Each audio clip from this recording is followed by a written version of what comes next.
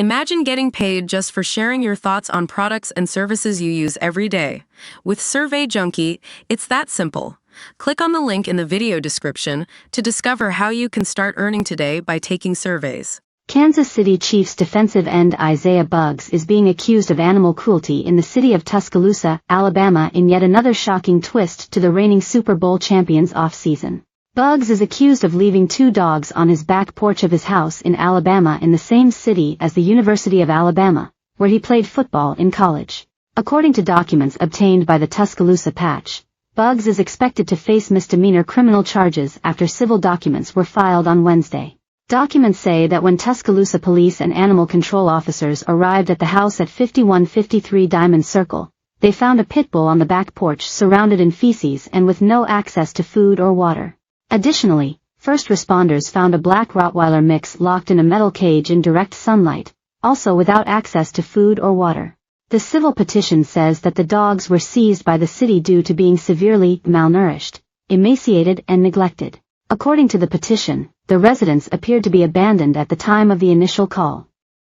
Neighbors say the dogs had been out on the porch for at least 10 days. Investigators discovered that the house was being rented to Buggs and that his lease was terminated in April due to owing over $3,000 in back rent.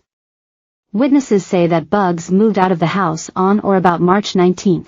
The Tuscaloosa County Animal Shelter euthanized the pit bull after it became increasingly aggressive and failed heartworm treatment.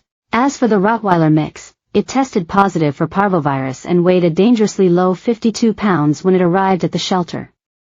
The dog is still alive and in the care of the animal shelter pending a court ruling over whether Buggs should be allowed to own it or any other animals.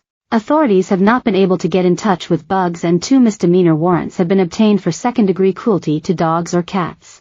Buggs was a key contributor to Alabama's 2018 national championship team and was signed to the Chiefs practice squad back on January 5 of this year after being cut by Detroit 3 days earlier. Buggs is still listed on the Chiefs roster on the team's official website as of the publication of this article.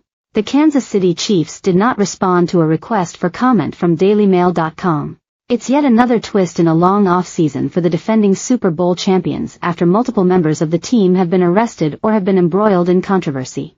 Rookie wide receiver Rashee Rice allegedly hit a photographer outside a Dallas nightclub.